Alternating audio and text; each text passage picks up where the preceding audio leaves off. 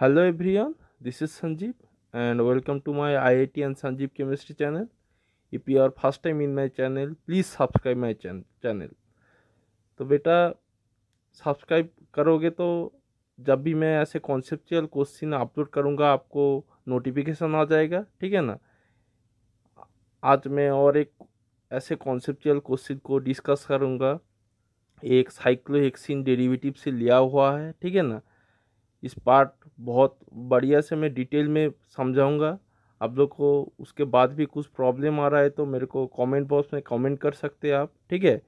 और आप लोग का कोई नया टाइप का क्वेश्चन नहीं समझ में आ रहा है तो मेरा कमेंट बॉक्स में कमेंट कर सकते हैं, उसमें मैं वीडियो बनाऊंगा only for you. So let's start the video.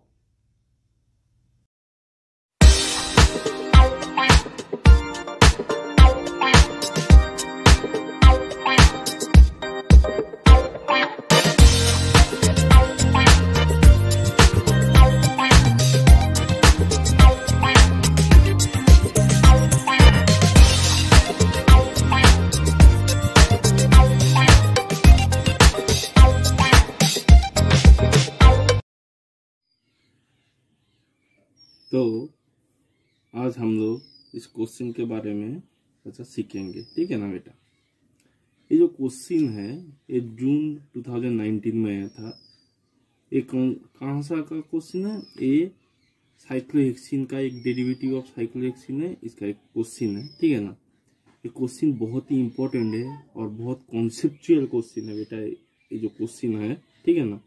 तो इसको हम लोग आंसर करेंगे और हम लोग कैसे आंसर करते हैं ऐसे टाइप का क्वेश्चन हम लोग देखेंगे। देखो बहुत बढ़िया से मैं बोलूँगा, इसमें बहुत सारा थिंग दिया हुआ है, आप लोग को एक एक पार्ट में बोलूँगा। फर्स्ट, साइक्लोहेक्सिन जो है ये क्या है? साइक्लोहेक्सिन है। साइक्लोहेक्सिन ऐसे साइक्लिक फॉर्म में जनरली नहीं रहता, आप लोगों को पता ही है। जनरली कौन सा फॉर्म में रहता है? जनरली चेयर फॉर्म में रहता है, ठीक है ना। हम लोग का चेयर फॉर्म में रहता है। तो जो हेक्सिन जो डेरिवेटिव है ये कौन सा फेज में है? अबव फेज में है, ठीक है ना। ये क्या है? ऐसे साइक्लिक फॉर्म में है। हम लोग इसको ऐसे भी रिप्रेजेंट कर सकते हैं, बहुत बढ़िया से देखना बेटा। तो हम लोग जब भी इसको ऐसे रिप्रेजेंट करेंगे, ठीक है ना, सपोज इसमें डबल बॉन्ड है, ठीक है ना। ये कार्बन इस कार्बन के अंदर डबल बॉन्ड है और इस कार्बन के थ्रू एक मिथाइल ग्रुप अटैच है। मिथाइल ग्रुप कौन सा साइड में है? देखो अबव था, इसी वजह से इसको देखो अबव ही रखा मैं, ठीक है ना। तो ये कौन सा साइड है? आप लोगों को पता ही है कि साइक्लिक फॉर्म में, सॉरी, ऐसे जब भी चेयर फॉर्म में रहता है, एक कौन सा फॉर्म है? चेयर फॉर्म है। चेयर फॉर्म में जब भी रहता है दोनों साइड होता है, एक होता है एक्सियल साइड, एक होता है इक्वेटोरियल साइड। आप लोगों को पता है इस साइड में हाइड्रोजन है इस केस में, ठीक है ना। अब देखो सिंपल सा बात है, ये क्वेश्चन ये जो दिया है एक मतलब ब्रोमिनेशन हो रहा है। सिंपल सा बात है, ये मैं बोलना चाहता हूँ ब्रोमिनेशन। तो ब्रोमिनेशन के लिए ऐसे कंपाउंड की तो देखो बेटा, ऐसे मतलब ये जो रिएजेंट, ऐसे रिएजेंट क्यों लिया है? इसका भी एक रीजन है किस लिए ये रिएजेंट लिया है। इसका एक क्या रीजन है बेटा? ये जो फॉर्म है, कोई भी फॉर्म आप ले लो, ये क्या है? एक नॉन पोलर है। क्या है? एक नॉन पोलर मॉलिक्यूल और कंपाउंड है, नॉन पोलर मॉलिक्यूल। तो नॉन पोलर मॉलिक्यूल जब भी कोई भी पोलर मॉलिक्यूल में, मतलब ब्रोमीन वाटर हम लोग जनरली देते हैं, ठीक है ना। तो वाटर कौन सा सॉल्वेंट हो गया? Polar solvent. तो पोलर नॉन पोलर का एक डिफरेंस हो जाता है, मतलब हम लोग जब भी ब्रोमिनेशन करते थे ना, ब्रोमीन H2O दे देते। तो ब्रोमीन क्या है? वाटर, ब्रोमीन वाटर मीन्स एक वाटर हम लोग को जनरली पोलर सॉल्वेंट है, ठीक है ना, पोलर सॉल्वेंट है। तो जब भी हम लोग रिएजेंट एक फेज में है, एक फेज में है, मतलब नॉन पोलर फेज में है, जब हम लोग ब्रोमिनेशन के लिए हम लोग देंगे तो पोलर में इसमें क्या नहीं होगा? मिक्सिंग नहीं होगा, तब रिएजेंट रिएक्शन नहीं करेगा। इसी वजह से ये जो रिएजेंट लिया है बहुत बड़ा एक रिएजेंट है देखने में, बट इसका काम बहुत छोटा है। हम लोग ऐसे टाइप का कंपाउंड को देखो, इसमें ऑलरेडी ब्रोमीन इटसेल्फ फॉर्मेशन में, इसका स्ट्रक्चर हम लोग बहुत बढ़िया से लिखो तो इन ब्यूटाइल जो 4 है, टोटल ब्यूटाइल जो ग्रुप है टोटल 4 ग्रुप है, और N minus B R sorry plus B R minus रहता है और बी आर 2 रहता है। ये जो bromine minus and bromine directly B R minus 3 formation करता है। उसके बाद डायरेक्टली कॉम्बाइंड होके ये दोनों जब कॉम्बाइंड हो जाएगा तब आपको जो लिखा हुआ है PU4N BR3 देगा, सॉरी यही कॉम्पाउंड लिखा है। तो हम लोग इसको लिख सकते हैं, ये जो कॉम्पाउंड दिया है एक कॉम्पाउंड एक फेज ट्रांसफर कैटालिस्ट है। लिख के रखना बेटा, फेज ट्रांसफर कैटालिस्ट लिख के रखना, ठीक है ना। बहुत बढ़िया एक क्वेश्चन फेज ट्रांसफर कैटालिस्ट। अब मैं आ रहा हूँ क्वेश्चन का बात क्या है। ये इतना बड़ा रिएजेंट क्यों दिया है पता है, नॉन पोलर पोलर है, तो इसी वजह से दोनों को मिक्सिंग करने के लिए एक फेज ट्रांसफर कैटालिस्ट का जरूरत है। तो इसी वजह से हम लोग एक फेज ट्रांसफर कैटालिस्ट, ये एक फेज ट्रांसफर कैटालिस्ट है, इसमें ब्रोमीन ऐसे दे देंगे तो तब ऐसे एक फॉर्मेशन होगा। बट हम लोग इसी को ही क्या बोलते हैं, फेज ट्रांसफर कैटालिस्ट बोलते हैं। फेज ट्रांसफर करता है polar to non polar, non polar to polar, मतलब फेज ट्रांसफर करेगा, सिंपल से बात है। ठीक है, आप देखो मैं CR फॉर्म में रिएक्शन कर रहा हूँ, ठीक है। देखो तो जो मैं CR फॉर्म में ड्रॉ किया था, ये डबल बॉन्ड था, इसमें क्या था, मिथाइल था। तो जब भी ऐसे जो सब्सटेंस दिया है, ब्रोमीन में डायरेक्टली लिख रहा हूँ, तो ब्रोमोनियम में आपको पता ही है, ब्रोमिनेशन जब भी डबल बॉन्ड में होता है क्या होता है, ब्रोमोनियम।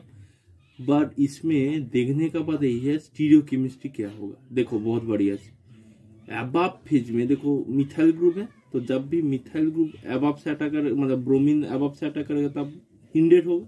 तो इसी वजह से ये जो डबल बॉन्ड है ये नीचे से मतलब बिलो अटैक होगा। क्या होगा, ब्रोमिनेशन जो होगा वो बिलो से फॉर्मेशन होगा। तो हम लोग अच्छा से रिप्रेजेंट करने के लिए देखो हम लोग ऐसे लिख रहे हैं, ठीक है ना, ब्रोमीन और ब्रोमीन माइनस उड़ के चला जाएगा। एक साइक्लिक ब्रोमोनियम आयन, इसको क्या बोलते हैं, साइक्लिक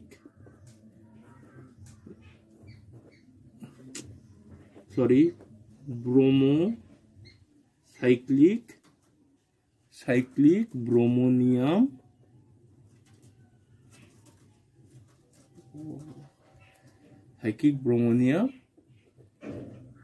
आयन हो रहा है, ठीक है ना। तो साइक्लिक ब्रोमोनियम जब भी हो रहा है, हम लोग इसको ऐसे नॉर्मली लिखेंगे तो ऐसे साइक्लिक फॉर्म में लिखेंगे तो एबाब था।